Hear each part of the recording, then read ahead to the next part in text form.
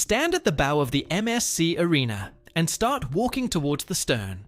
You'll be walking for almost 400 meters, longer than the Empire State Building is tall. Above you, containers stacked 13 high. Below your feet, thousands more. 24,000 boxes in total. And industry estimates suggest the cargo riding on this one hull can be worth more than $1 billion. One ship, one crew of about 25 people, $1 billion. How does that math even work? Start with the box itself. A standard container is just a corrugated steel rectangle, 20 or 40 feet long, worth a few $1,000s empty. Boring. Forgettable. Which is exactly the point. Containers were designed in the 1950s to be interchangeable, stackable, and invisible. But what goes inside them is anything but boring. The average loaded container crossing the Pacific carries somewhere between $40,000 and $100,000 in goods, depending on what's inside. A box of furniture might be worth $30,000. A box of smartphones?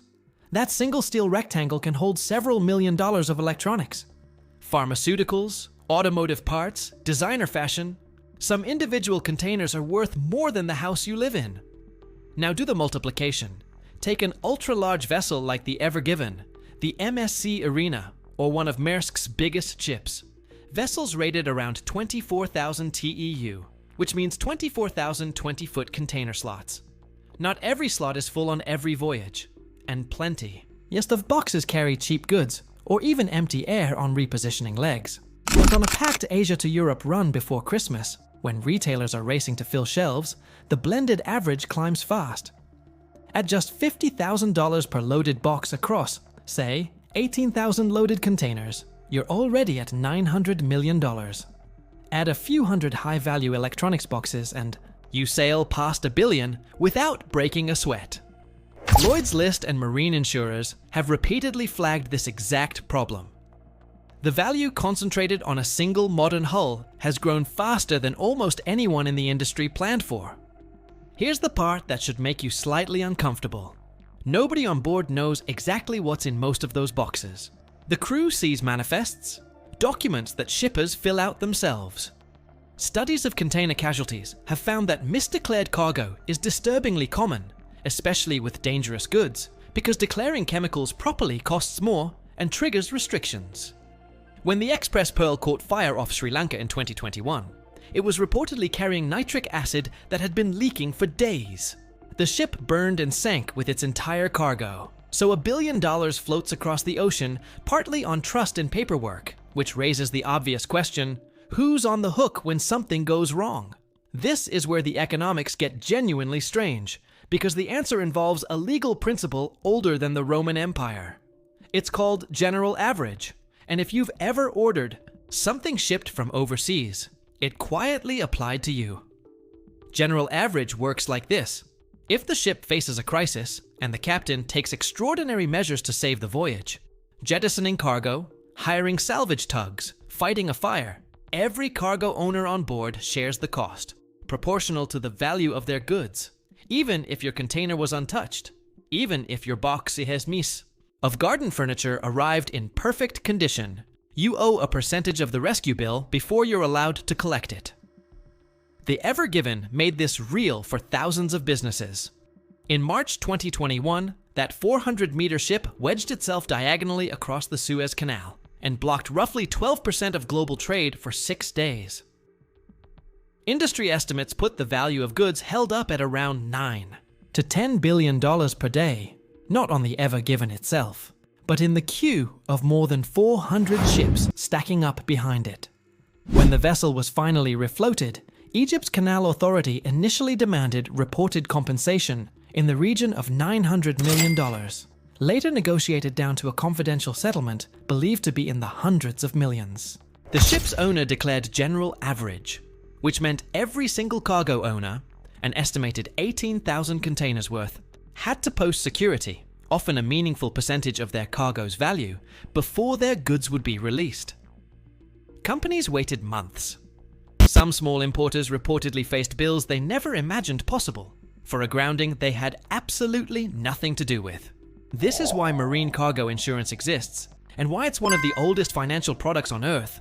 Lloyd's of London literally began in a coffee house where ship owners and merchants priced ocean risk. Today, insuring a typical container costs a fraction of 1% of its declared value. Sounds cheap, but multiply tiny percentages across $1 billion per sailing across thousands of sailings per year, and you get an industry that moves serious money on the assumption that most ships arrive. The uncomfortable flip side: a large share of containerized cargo travels underinsured or uninsured because small shippers skip the premium to save a few $100s. When general average gets declared, those are the people who get crushed. So why concentrate so much value on one hull in the first place? Because the economics are almost gravitational. A 24,000 TEU ship doesn't cost 10 times more to run than a 2,400 TEU ship. Fuel, crew, port fees. They don't scale linearly with size. Per container, the giants are dramatically cheaper to operate, which is why Maersk, MSC, CMA CGM, and Hapag-Lloyd spent 2 decades in an arms race of ever larger vessels. Bigger ship, lower cost per box, lower freight rates, more market share. The shipping line wins. The retailer wins. You win every time you buy something imported for less than it has any right to cost. But the risk didn't disappear. It concentrated. When the MOL Comfort broke in half in the Indian Ocean in 2013, more than 4,000 containers went down with it. When ships the size of the Ever Given have engine trouble, in a storm, salvage companies face a problem the industry openly admits it's not fully equipped for. There are only so many cranes and tugs on Earth that can handle a casualty that big. Insurers call it accumulation risk, the nightmare scenario, where one hull, one fire, one grounding wipes out a loss bigger than some insurers' entire annual capacity. The IMO and classification societies have tightened rules on container weighing and stack strength, partly because thousands of boxes are reportedly lost overboard in bad years, each one a small piece of that billion vanishing into the sea. And here's the connection to your life. That concentration is why one stuck ship in one canal made your bike, your sofa, your laptop more expensive in 2021. Supply chains built around billion-dollar hulls are brutally efficient right up until the moment they aren't.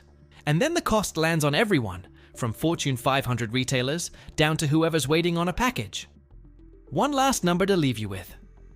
The crew responsible for safeguarding all of that value, the navigation, the firefighting, the watchkeeping over a floating billion, often earns less per year, combined, than the cargo value of a single high-end container in the stack above their heads. 25 people. $1 billion. A few weeks at sea. The system works because it almost always works. But the industry's own filings show what happens on the rare day it doesn't. Ships abandoned, crews unpaid, cargo held hostage by lawyers for years. That's a story of its own, and it's exactly where we're headed next. Because the strangest economics in shipping aren't on the water. They're in the fine print.